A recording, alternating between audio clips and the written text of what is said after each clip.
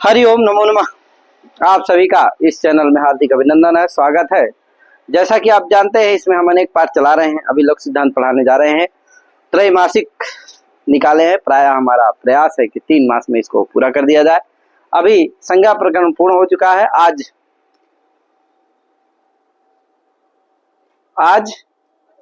संधि प्रकरण चलेगा। क्या यार, यही ना चलेगा? क्या चलेगा? आज संधि प्रकरण चलेगा आज से। तो चलते हैं, शुरू करते हैं असंधि प्रकरण। और बच्चे आप सभी लोग ठीक है ना? आए वाह वाह वाह, संज्ञा प्रकरण लगा लिए ना? ठीक है, आशा करता हूँ मैं इसमें प्राय सभी का लग गया होगा। बहुत सारे तो पुराने छात्र हैं, काफी लोगों का लग गया होगा और कुछ।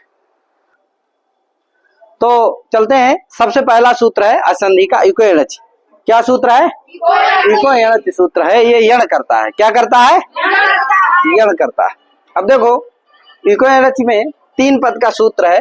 इकाहा, यण और अचि। कितने पद का सूत्र है? इकाहा, यण, अचि। इका षष्ठ्यंत है, यण प्रथमांत है, अचि समझे? इका क्या है? और है कि नहीं?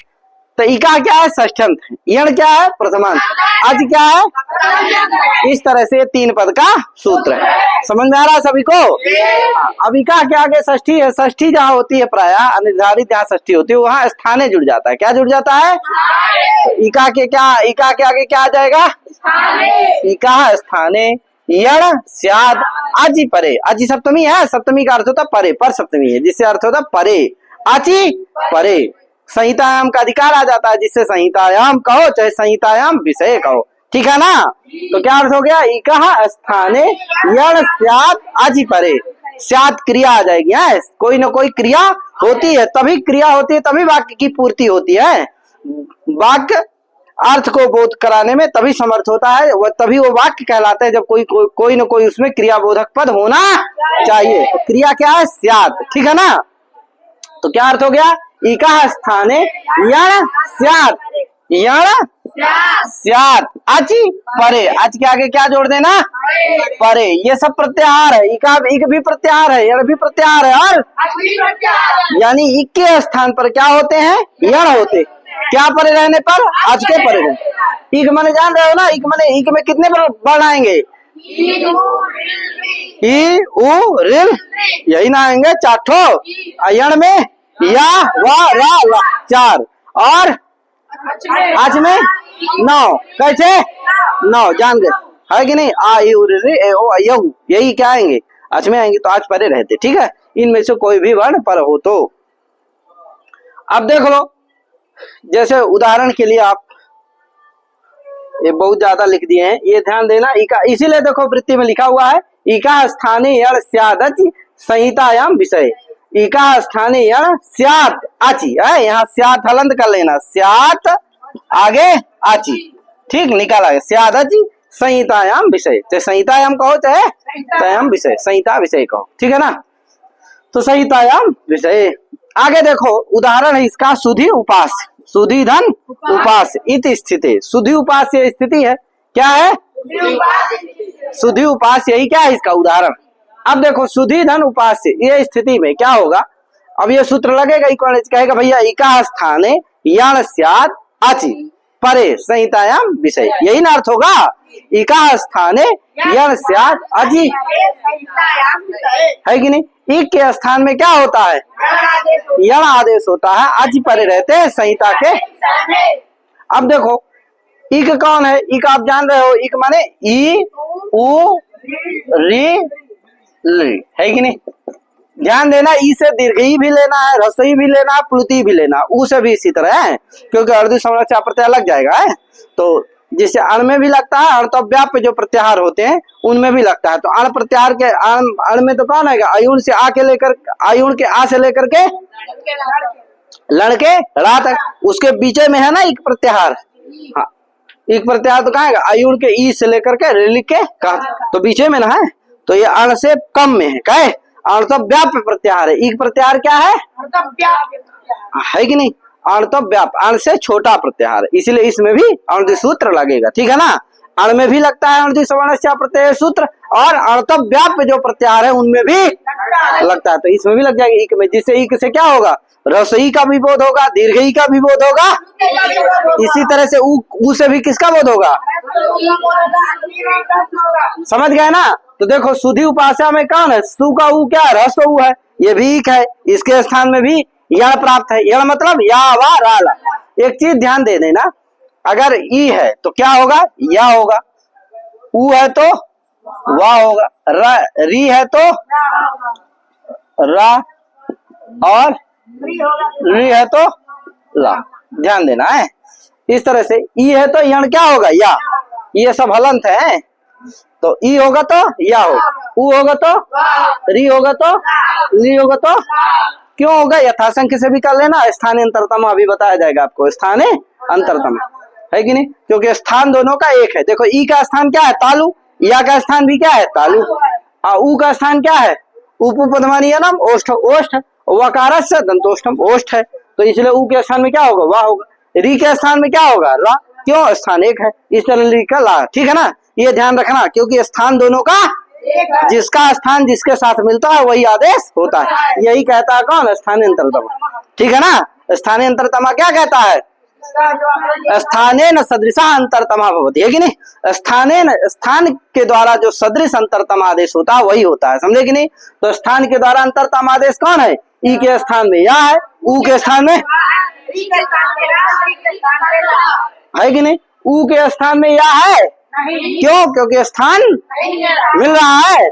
ई का स्थान क्या है, और ऊ का स्थान क्या है, ओष्ठ है, और या का तालु है, तो मिल रहा है, नहीं मिल रहा ई के, इसलिए ई के स्थान में या होगा, ई के स्थान में यार क्या होगा, या होगा, ऊ के स्थान में यार, और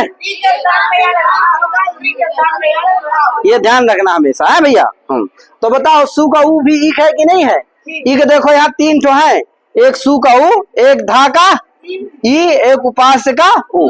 तो इस ऊ के स्थान में भी यण प्राप्त है, इस ई के स्थान में भी यण प्राप्त है, इस ऊ के स्थान में प्राप्त। आज पर क्या है, तो देखिए देखो इस ऊ से आज पर क्या है, ई, धा का ई, फिर ई से ईक से आज पर क्या है, उपास्य का ऊ, ई से ईक से आज पर क्या है, पा का आ, है कि नहीं है। हाँ, तो इसलिए क्या है, ईक के स्थान, सूत्रकार अर्थ इतना न किए हो कि ईक के स्थान में यण होता है, आज परे हो तो सूत्रकार अर्थ क्या है, तो ई कौन है, सु का ऊ, इसके स्थान में यण होता है। आज परे क्या है, धा का ई, फिर दूसरा ई कौन हुआ, धा का ई, इसके स्थान में क्या होता है, यण होता है। आज परे क्या है, उपास्य का ऊ, फिर एक हुआ कौन, ऊ, इसके स्थान में यण होता है। आज परे क्या है, पाका, इसलिए क्या है, तीनों ई के स्थान में यण प्राप्त हो। किसके किसके स्थान में, सु के ऊ के स्थान में, हो गया कि नहीं। एक चीज जरूर ध्यान रखना कि देखो ऊ से आज पर तो है धा का ई, लेकिन बीच में क्या है, धा है कि नहीं है। इसी तरह ऊ है, ऊ के बाद भी आज परे है पाका, लेकिन बीच में क्या है, पा है कि नहीं यहाँ बीच में। तो देखो, और धा के ई के स्थान में यण प्राप्त है, लेकिन ई के बाद तुरंत क्या है, ऊ है। यहाँ किसी का व्यवधान है, तो देखो एक जगह एक स्थल ऐसा है जहाँ अव्यवहित स्थल है, यानी कि वहां किसी का व्यवधान, एक स्थल ऐसा है कि जहाँ अव्यवहित में यण प्राप्त है, समझे कि नहीं, जी के ई के स्थान में। और दो जगह ऐसे है जहाँ पर व्यवधान है, दो जगह ऐसे है जहाँ, कहाँ कहाँ, उपास्य के ऊप के, तो दो स्थल क्या है। तो इस तरह से सु के ऊ के दो, एक जगह ऐसा है जहाँ व्यवहित स्थल है, ये अव्यवहित स्थल है, और दो जगह ऐसा है जहाँ, हाँ, दोनों जगह यण प्राप्त है। कहाँ कहाँ, व्यवहित स्थल में भी यण प्राप्त है, और प्राप्त है कि नहीं है, व्यवहित स्थल में भी यण प्राप्त है, और व्यवहित इक को भी यण प्राप्त है, और क्या, दो बार व्यवहित इक कहाँ है कि नहीं, सु का ऊ, यहाँ क्या है, व्यवहित इक को यण प्राप्त है। क्या यार, क्यों व्यवहित इक है यहाँ पर, क्योंकि इससे आगे आज पर क्या है, नहीं, अव्यवहित स्परे नहीं। बीच में किसका व्यवधान है? एक जगह धा का, दोनों जगह बताओ ना भैया, एक जगह समझ गए ना। तो एक जगह व्यवहित में, दो जगह क्या प्राप्त है? व्यवहित में, और हाँ कहा? धा के ई को। तो व्यवहित में भी अण प्राप्त हुआ, अब व्यवहित में भी अण प्राप्त हुआ, इसीलिए क्या हो गया? अब अनियम हो गया, अव्यवस्था हो गई। इसीलिए अनियम को नियम करने के लिए, व्यवस्था बनाने के लिए अनियमे नियमकारित्वम परिभाषा सूत्रत्वम। परिभाषा सूत्र का लक्षण है अनियमे नियमकारित्वम परिभाषा सूत्रत्वम। याद रखना, अनियम जहां रहे उसको नियम करने के लिए परिभाषा सूत्र लगते हैं। इसीलिए सूत्र लगा, परिभाषा सूत्र है तस्मिन् नित्य निर्दिष्टे पूर्वस्य। ये सूत्र लगा, कौन सूत्र लगा? तस्मिन् नित्य निर्दिष्टे पूर्वस्य। तस्मिन् नित्य निर्दिष्टे पूर्वस्य, ये सूत्र लगा, ठीक है ना। अब देखो तस्मिन् नित्य निर्दिष्टे पूर्वस्य, ये जो सूत्र है ये तस्मिन् इति निर्दिष्टे पूर्वस्य कितने पद का है? 4। तस्मिन् इति निर्दिष्टे पूर्वस्य, इसका अर्थ हमारी जनक ललित टीका है लोक सिद्धांत कौमुदी को, उसमें लिखा हुआ है। अब पूरा नहीं लिख सकते इसलिए नहीं लिखेंगे, बोल दे रहे हैं बस। औपश्लेषिका अधिकरण सप्तम पद घटिते शास्त्रे अव्यवहिते पूर्वस्य इति पदद्वयम् उपतिष्ठते, ये सूत्र का अर्थ है, ठीक है ना। ज्यादा जानने के लिए आप सिद्धांत कौमुदी पढ़ सकते हैं, उसमें देख सकते हैं, जान सकते हैं, पढ़ाया हुआ, विस्तार से पढ़ाया हुआ। तो औपश्लेषिका अधिकरण सप्तम पद घटिते शास्त्रे अव्यवहिते पूर्वस्य इति पदद्वयम् उपतिष्ठते, ये सूत्र का अर्थ है। अर्थात जिस सूत्र में औपश्लेषिका अधिकरण सप्तम पद हो, उस शास्त्र में अव्यवहिते और पूर्वस्य ये दो पद चले जाते हैं। कहाँ चले जाते हैं? जहां पर औपश्लेषिका अधिकरण सप्तम पद हो, जिस शास्त्र में क्या हो?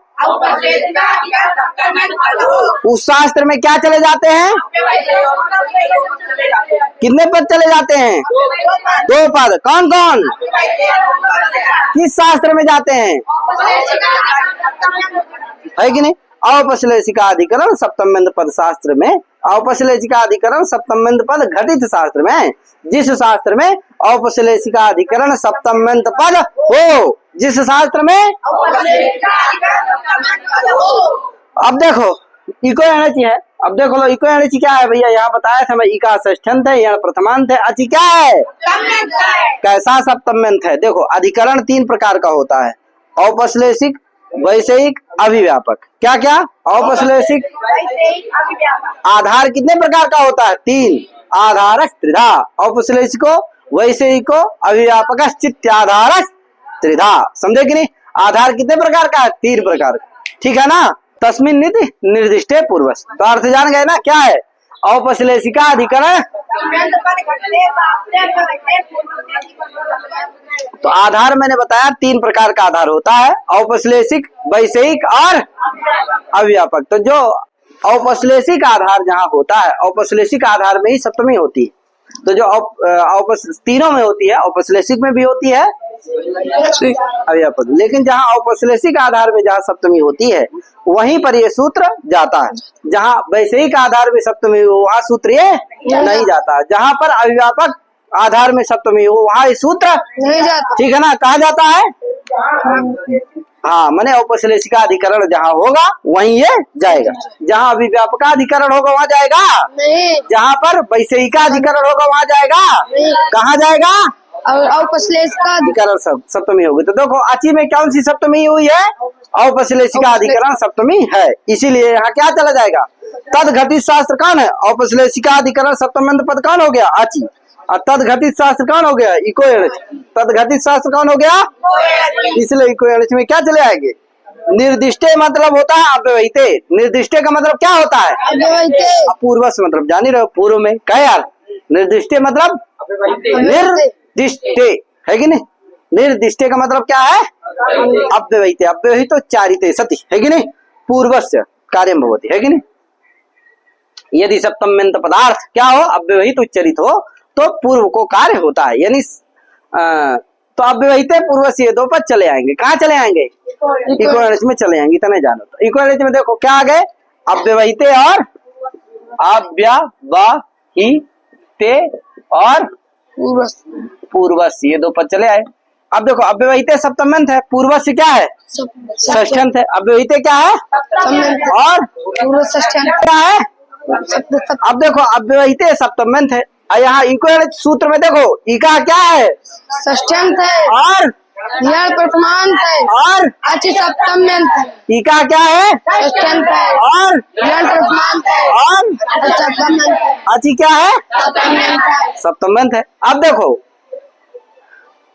क्या देखो अचि अव्यवहित क्या है? सप्तम्यंत है। पूर्व से क्या है? षष्ठ्यंत। षष्ठ्यंत है। तो बताओ कौन कहाँ जाएगा, किसके साथ मिलेगा? जो षष्ठ्यंत होगा वो षष्ठ्यंत के साथ जाएगा क्या यार? जी। और जो सप्तम्यंत होगा वो सप्तम्यंत के साथ जाएगा। तो बताओ षष्ठ्यंत कौन है? इका है। अब पूर्व से भी क्या है? षष्ठ्यंत, इसलिए पूर्व से कहाँ जाएगा? इका के साथ। तो पूर्व से इका क्या हो जाएगा? पूर्व से इका। और सप्तम्यंत कौन है? आची, इसलिए और अव्यवहित भी क्या है? सप्तम्यंत, इसलिए कहाँ जाएगा? अव्यवहित कहाँ जाएगा? आची के पास जाएगा। तो क्या अर्थ हो जाएगा? अव्यवहित आची परे। क्या अर्थ हो जाएगा? पूरा अर्थ क्या हो जाएगा? पूर्वस्य इका स्थान अव्यवहित आची परे। क्या अर्थ होगा? पूर्व से इका स्थान है यण स्यात् अव्यवहित अचि परे। पूर्वस्य इका स्थान यण स्यात् अव्यवहित अचि परे। पूर्व के स्थान में क्या होता है? यण होता है। यदि अव्यवहित अचि परे हो तो क्या अर्थ होगा? पूर्व के स्थान पे यण होता है यदि अव्यवहित अचि पर में हो तो। नहीं, ये अर्थ हो जाएगा। तो ध्यान देना, पूर्वस्य इका, यहाँ इका के आगे क्या आ जाएगा? पूर्वस्य। पूर्वस्य इका स्थाने यण स्यात् अव्यवहिते अव्यवहिते अचि परे। ठीक है ना? तो सूत्रकार जब ये तस्मिन् नीति निष्ठे पूर्वस्य ये सूत्र लग जाता है तो इक्वलिटी सूत्र का अर्थ होता है पूर्वस्य इका स्थाने यण स्यात् अव्यवहिते अचि परे। ठीक है ना? पूर्व के स्थान में यण होता है, अव्यवहित अच के परे रहते। अब देखो अब घटा लो सुधी उपास, कहे सुधी उपास। अब देखो यहाँ पर एक ही जगह अव्यवहित में ही क्या होगा? केवल यण होगा, व्यवहित में नहीं होगा। कहाँ होगा? कहाँ नहीं होगा? अब व्यवहित में यण होगा, व्यवहित में क्यों भैया? अब देख लो अव्यवहित वाला क्या है? सुधी का ई, यही ना है? सुधी का धा में ई, धी का ई। अब देख लो पूर्व से कौन हुआ? धी का ई, इसके स्थान में यण होता है। अब व्यवहित अचपरे क्या है? उपास्य का, इसलिए धी के ई के स्थान में क्या हो गया? यण प्राप्त हो गया। प्राप्त हो गया कि नहीं हो गया? फिर से एक बार घटा लो, पूर्व से कौन हुआ? धी का ई, इसके स्थान में यण होता है। अब व्यवहित अचपरे क्या है? उपास्य का, इसलिए धी के ई के स्थान में यण प्राप्त हो गया। जैसा कह रहा हूँ, जैसे पढ़ा रहा हूँ वैसे याद करना। जब याद करोगे, एक दो चार 10 सूत्र लगा लोगे तो आपको अपने आप आने लगेगा। मेहनत नहीं करनी पड़ेगी, बहुत कम समय में और बहुत कम परिश्रम में आपको आने लगेगा। लेकिन जितना पढ़ा रहा हूँ कम से कम 10-20 सूत्र, 1-2 प्रकरण आप जरूर उसी तरह से पढ़ना। चलो, तो सुधी उपास है कि नहीं? धी के ई के स्थान में यण प्राप्त हो गया कि नहीं हो गया? अब फिर देखो सु के उ के स्थान में यण प्राप्त है, देखो नहीं हुआ। क्यों? सूत्र का अर्थ हुआ है पूर्व से ही का स्थान है यण स्यात् अव्यवहिते अचि परे। तो देखो पूर्व ही कौन हुआ? सु का उ, उसके स्थान में यण होता है। अव्यवहित अचि परे क्या है? धी का ही है नहीं, बीच में धा का व्यवधान है, इसलिए सु के उ के स्थान में यण प्राप्त है। फिर इसी तरह उ के उपास्य के उ के स्थान में भी यण प्राप्त नहीं है। क्यों? क्योंकि पूर्व से ही कौन हुआ? पूरा घटाओ, पूर्व से ही हुआ उपास्य का, उसके स्थान में यण होता है। अव्यवहित अचि परे क्या है? पा का है नहीं, अव्यवहित अचि परे नहीं, अभी तो क्या है? व्यवहित है, पा का बीच में व्यवधान है, इसलिए सु उपास्य के उ के स्थान में भी यण प्राप्त, इसलिए सु के उ के स्थान में भी यण प्राप्त नहीं है क्योंकि उससे अव्यवहित अचि परे नहीं है। और उपास्य के उ के स्थान में भी यण प्राप्त नहीं क्योंकि उससे आगे अव्यवहित अचि पर में पा का नहीं है। इसलिए किसके स्थान में यण प्राप्त है? धी के ई के स्थान में यण प्राप्त है। कौन है? धी का ई। ये धी धा है, ई है, आगे उपास्य है, पा से, यही ना है? इस धा के ई के स्थान में यण प्राप्त है। अब एक समस्या ये हो गई कि धा का ई कैठो है? एक है। और यण कितने हैं? 4 है। धा का ई कैठो है? एक है। और यण कितने हैं? 4। या वा रा ला, ये 4 है। या वा रा ला। अब ये चारों यण प्राप्त हैं, तो कौन हो भैया? चारों में से कौन हो? तो कौन होगा? या होगा। क्यों? ये सूत्र आगे कौन? स्थाने अंतरतम। कौन लगेगा? स्थाने कहेगा भैया प्रसंगे सति सदृशतम आदेश स्यात्, कहेगा प्रसंग रहने पर, यानी एक के स्थान, प्रसंग जानते हो किसको कहते हैं? एकस्य स्थाने अनेके प्राप्ति प्रसंग, एक के स्थान पर अनेक की प्राप्ति हो तो क्या होता है? प्रसंग। तो बताओ एक ई के स्थान में अनेक आदेश यहाँ प्राप्त है कि नहीं है? कैसे प्राप्त है? 4 यहाँ आदेश प्राप्त है, तो अनेक प्राप्त है, इसलिए प्रसंग है यहाँ की नहीं है। इसलिए स्थाने न अंतरतम आदेश होती है, स्थान के द्वारा जो अंतरतम आदेश होगा, सदृशतम आदेश होगा वही होगा। तो स्थान मिलाएंगे तो स्थान क्या होगा? ई के ई से किसका मिलेगा? या वाराला में या का, इसलिए ई के स्थान में क्या हो जाएगा? या आदेश हो जाएगा। तो क्या स्थिति बन जाएगी? ये देखो लिखा हुआ सुधा या उपास इति जाते, ये स्थिति हो गई कि नहीं हो गई? हाँ, तो ये स्थानांतर ये स्थिति हो गई। अब इसके बाद आगे कौन सूत्र है? अनचिच। तो ये हम आगे पढ़ाएंगे। तो इतने पढ़ा के अपनी वाणी विराम दे रहा हूँ। सभी को हरि ओम, नमो नमः, जय श्री राम, राधे राधे।